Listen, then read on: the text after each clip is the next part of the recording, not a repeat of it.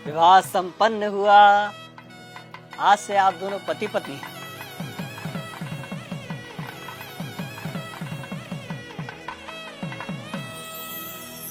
भाई साहब, पंडित जी को भी दक्षिणा देके निपटाओ बस। हाँ हाँ जीजा जी, याद है मुझे। पंडित जी, आपकी दक्षिणा। यजमान,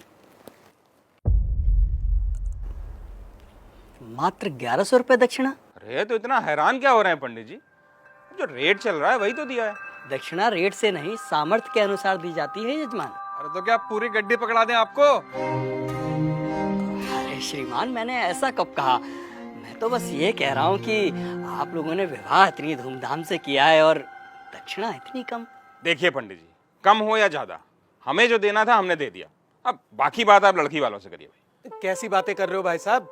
हमारे यहाँ पंडित जी को दक्षिणा लड़के वाले ही देते हैं। अरे पापा, 2100 दे के बात खत्म करो ना। ठीक है ठीक है। भाई साहब पगला रहे हो क्या? किस बात के 2100? 1100 काफी है, उससे 1 रुपया ज्यादा मत दो।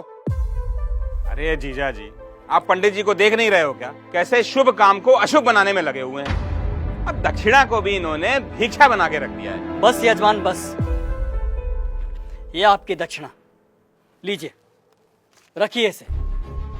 लेकिन एक बात मैं आपको बता दूं, बिना दक्षिणा के कोई भी यज्ञ संपन्न नहीं हो सकता, क्योंकि दक्षिणा यज्ञ की पत्नी होती है और सामर्थ्य होने के बावजूद दक्षिणा ना देने वाले व्यक्ति को गौ हत्या के समान पाप लगता है। अरे यार, इन पंडितों का यही है, जरा सा कुछ कह दो फौरन पाप पुण्य शुरू हो जाता है इनका, और इनकी जेब भरते रहो तो सब ठीक है। सही कह रहे हो जीजा जी। अरे मजे तो इन्हीं के हैं, गद्दे पे बैठ के 2-4 मंत्र पढ़ेंगे, विवाह संपन्न हुआ कह के मांग लो मोटी दक्षिणा। बस,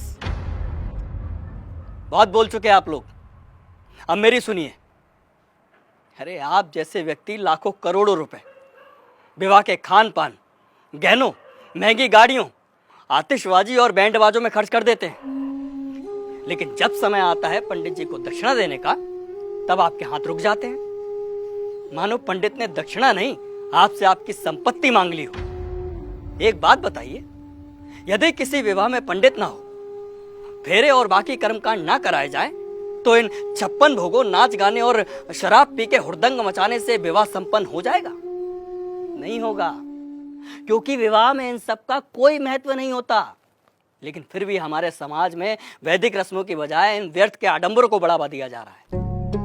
विवाह में फला बैंड आएगा, मेगा फार्म हाउस होगा, विवाह में आने वाले बारातियों को क्या और कितना शगुन देना है, इसकी तैयारी महीनों पहले शुरू हो जाती है। और मंडप में अगर पंडित सुपारी मांग ले तो आप कहते हैं कि अरे पंडित जी भूल गए।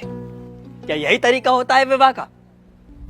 और आप क्या कह रहे थे प्रकाश जी कि पंडित का काम ही क्या होता है? आराम से बैठ के 4 मंत्र पढ़ देना और दक्षिणा के लिए हाथ फैला देना।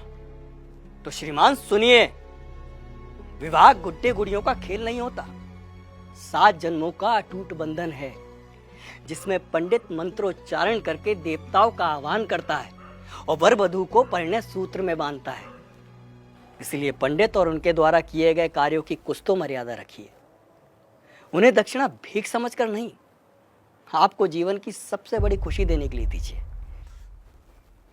पापा, कब होगी विदाई? वो बाहर BMW वाला नखरे दिखा रहा है, कह रहा 2 घंटे लेट हो गए, 50,000 रुपए मांग रहा है।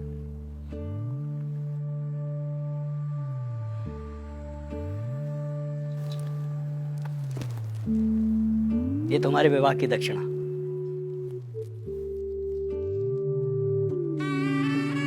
खुश रहो। पंडित जी, पंडित जी, पंडित जी,